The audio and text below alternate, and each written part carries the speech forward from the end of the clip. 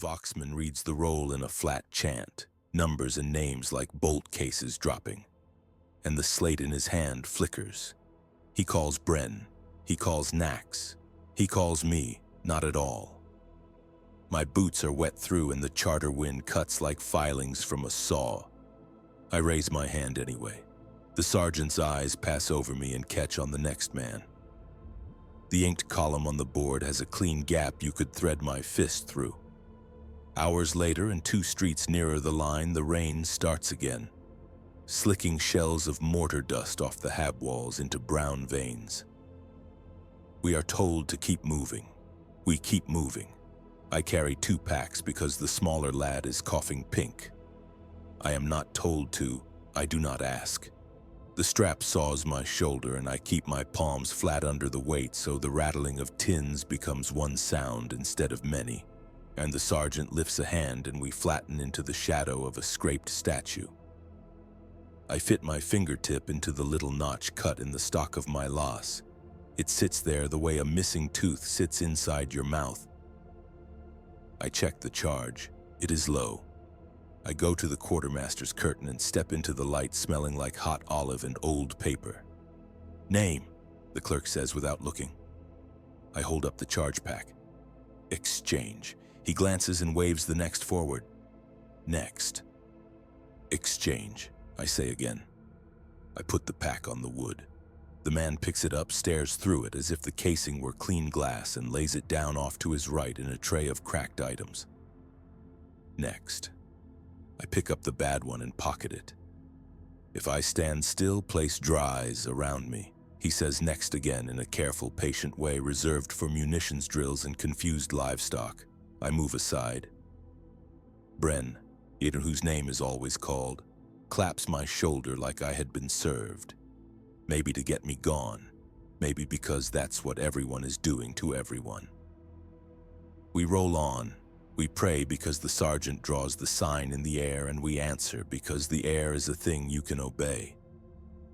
The boy with the cough gives me some of his water because he thinks I turn my ration into the squad pot.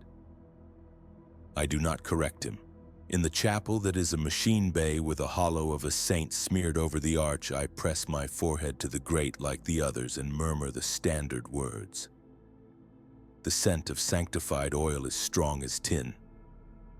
We file out by sections. I am in no section but keep to Hesk because his left boot squeaks and I can use the sound as a tether. When we are assigned bunk tiers, someone else is in mine without there being evidence of exchange. Here the chalk slate above wiped and the soft bit of wire I'd tied to mark it now cinched to another strut.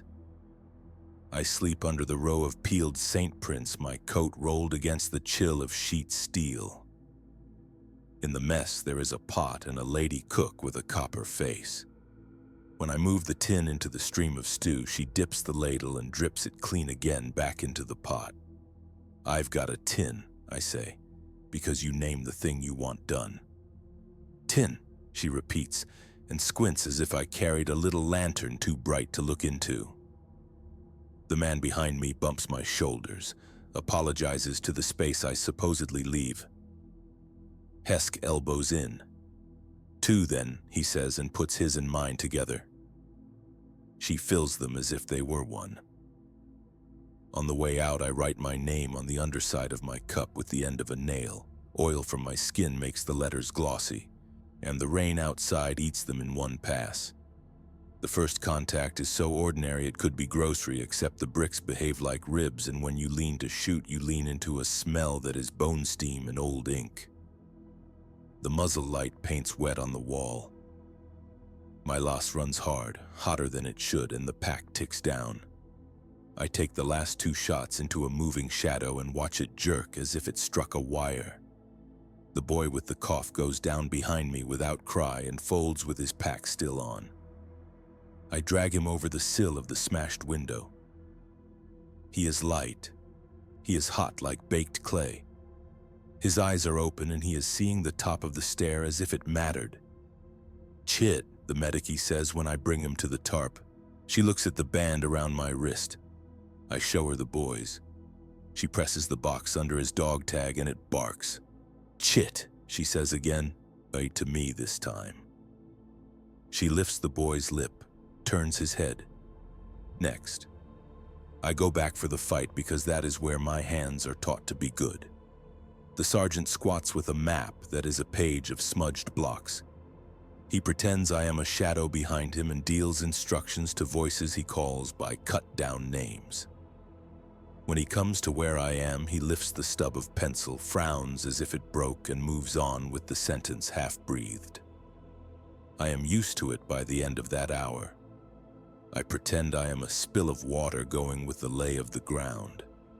I tuck my toes into the ridges of broken tile and keep my chin down so the blast grit patters off the crown of my helm instead of my teeth. We push to the pump station by degrees. A wet light holds on the floor there. The water has minerals that shine like cut nails, and the first man down on the stairs slides slow as a bread heel in sauce. I plant feet and take his harness and mean to lean him back, but there is no give. The station's big wheel is half-turned and stuck. His shoulder is bent under it like a door wedge. He wheezes into the water. Our sounds are big in the roof. Hesk says, "Pry," and hands me a length of angle rod. I jam it under, shoulder in, my teeth grit, and the wheel inches. The man's chest spreads like a bellows filling, and his eyes come back to us. I am there for that, but when the sergeant barks tally and the list is recited with our lungs in it, the saving of the man is assigned to Hesk and Bren because their names are called and mine is not. Hesk hears, glances, half lifts his palm, lowers it when the sergeant's eye clips him. When we make camp, the saved man sits under the pipe bleeding under his tunic in a slow trick and thanks Hesk by name without looking at me. He does not know my face. I test my loss. It coughs, ruin the power pack is dead and hot as an old kettle. I go to the quartermaster again because men do useless things when they are told no. The curtain snaps at my shoulder and the paper fruit smell sticks to my tongue. "Name," the clerk says. I set the weapon down. "Exchange." He looks at the mark scratched in the stock, frowns as if it were an insect smashed on glass. He flips the slate to me. "Write," he says. I write my name. The stylus scores.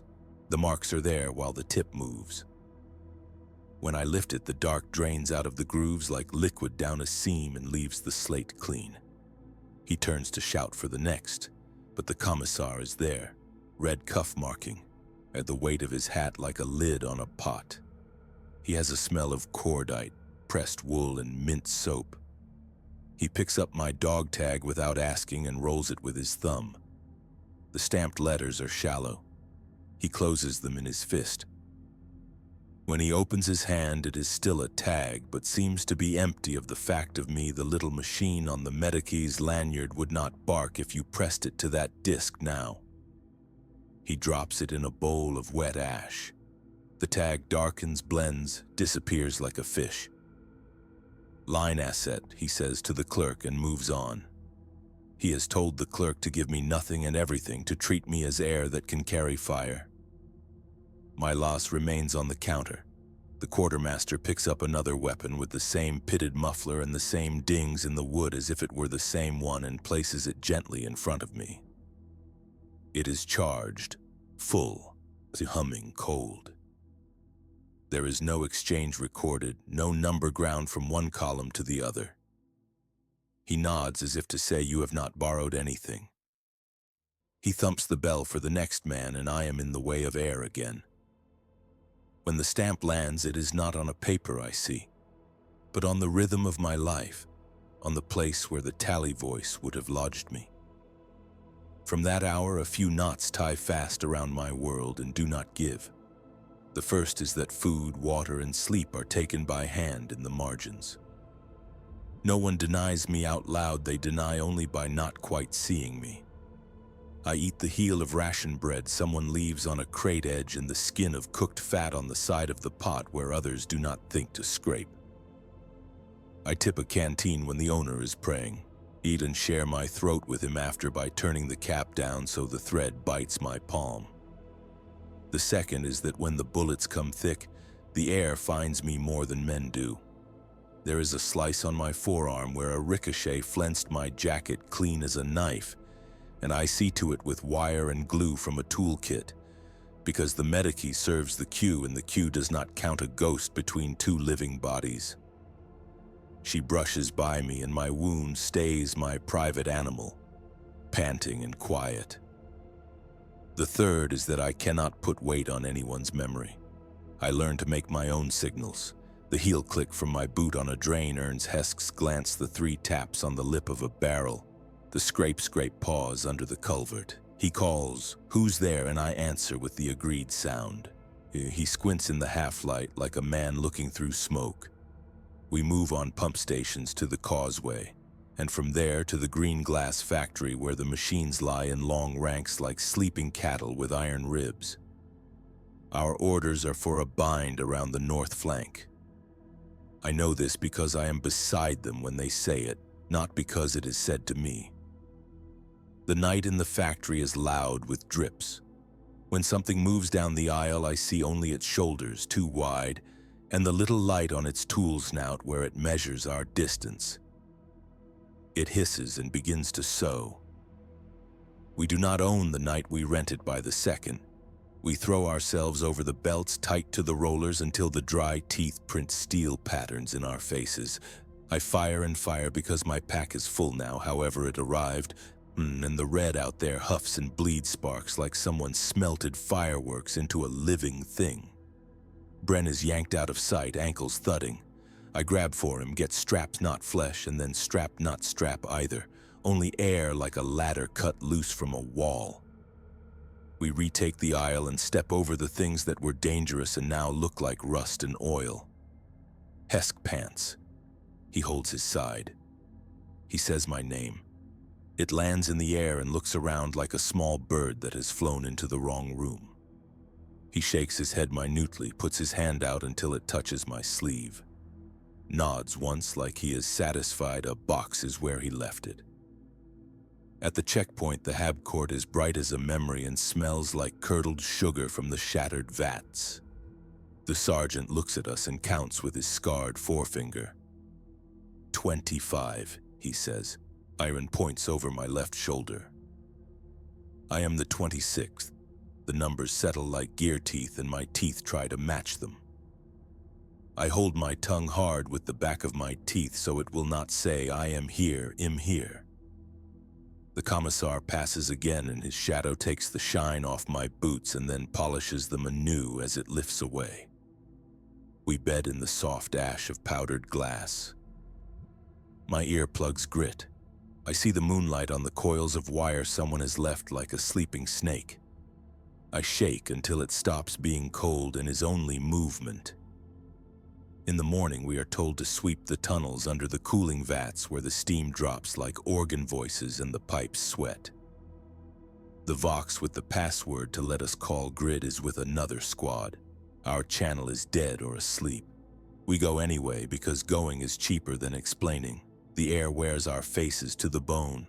I lash a red ribbon from a broken caution flag to my sleeve because it seems cowardice to vanish by accident.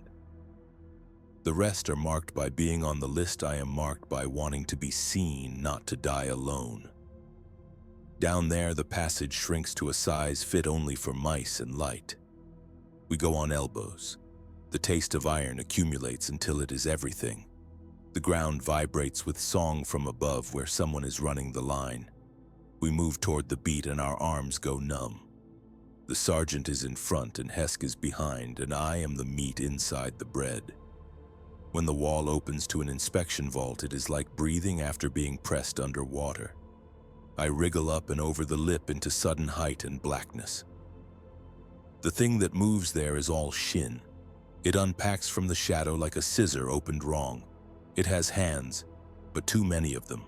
Even my shots flinch along its ridges, scoring sparks like tears from a mill wheel. Hesk is still inside the pipe and the sergeant is bogged at the bend. The thing takes the sergeant through the ribs and lifts him like a man unhappy with a bundle of sticks. Blood slaps the metal where it drops. I run forward into its lean because that is what you do at boars and men with pikes. You do not give them the length to measure you. My last barrel hits a glossy edge and squeals. The thing reels and its long arm misses my head and cracks a light. The bulb goes to powder. The room fills with floating glass that tastes of metal rain. I slide under its reach and put my knife where a handful of threads glimmer like raw sinew. It jerks and wraps me in spare arms. We go down, and we stop because my back hits the rail. The pulse of air at the blocked pipe tells me Hesk is hammering. I grunt once so he knows where I am. I find fire with my thumb and pour it point blank into what I have already cut. The smell blooms like hair and ink. The thing shudders on my chest and its weight becomes ordinary dead weight. I heave it away. The floor is sticky with the private parts of machines. We clear the vault, make the tunnel our shape again. The sergeant is a rag and his eyes still open.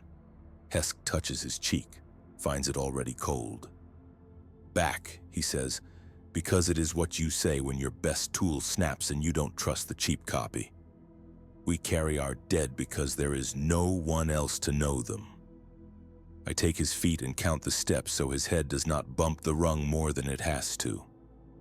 Hesk breathes my name again. The air keeps it. He does not. Outside, we find the flank bent wrong. The causeway is a neck and the enemy climbs it like lice. The wind off the open slabs pushes at us as if to help or unbalance. The order is retreat burning. The comms cough, someone else is screaming through them. Our sergeant is dead, so the shape of us has no head. The commissar is at the arch. His pistol is already drawn because that is the posture his hand knows. He looks to the 25 he counted before and looks past me. His face does not change. We seed the causeway with charges, but there are only 3 blocks for 50 meters and the wire is not long enough and no one has the box to pop them. The trooper with the kit is a smear back where the glass vat's narrowed to a throat. The enemy comes low. Their light crawls over us like cat's eyes. Someone says, "Flares," without adding please or who. I see the tank of Promethium buckled behind an upturned loader. It is marked with a stenciled sunburst and a warning written in patient block. The cap is sealed with wire. I peel it with fingers I cannot feel, and it tastes like blood when I bite it through. My mouth burns. I cough blue. No one tells me to do it. No one tells me not to. I take the flares from the box left by the gate and jam one under my collar. The sun comes up on my chest. The enemy chitter back down the throat and throw shots at the wrong place because light confuses them. Or perhaps the smell of me does. Perhaps I smell like a bright thing that is paid to die. I go to the tank. The loader's frame shields it on the town side. On the causeway side, it is naked as an egg.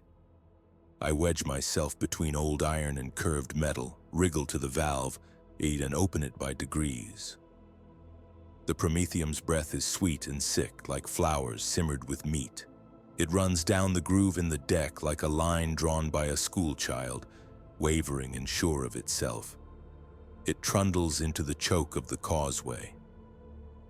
The first of them that comes steps in it and stumbles, and their line bends around the slick without speaking. I pull out the flare. I hold it up so Hesk can see where I am. He is yelling with his whole body. The commissar is a black hinge against the light. He raises his pistol, then lowers it like a man reminded of a different lesson. I do not throw the flare far. I drop it like a man ashamed of wasting a candle. It lands in the stripe. The line becomes a tongue. It runs toward its own mouth and eats. The sound is a door slammed across a canyon, and heat folds my coat tight to my spine like something grateful to be hot again. The faces ahead hollow and show bone and orange. The air pushes me down and I push back by reflex. The loader shudders as if glad to remember why it was shaped the way it is. The causeway goes up with it. We pull back to the arch while the pieces wait to land. I cannot hear anything but the sea in my head. Hesk grips my elbow so hard we will both have yellow marks tomorrow if there is a tomorrow that has the leisure to bruise. The commissar does not look at me. He points at the gap and says, "To the number that matters hold. We hold. We hold without a sergeant because none of us wants to find out what we are when the holding stops." The pieces finally come down like crockery dropped from a kitchen shelf and we flinch together, heads bowed, because the off-course of gravity is a comfort. Night is an agreement we sign with our lids. The first stars show in puddles.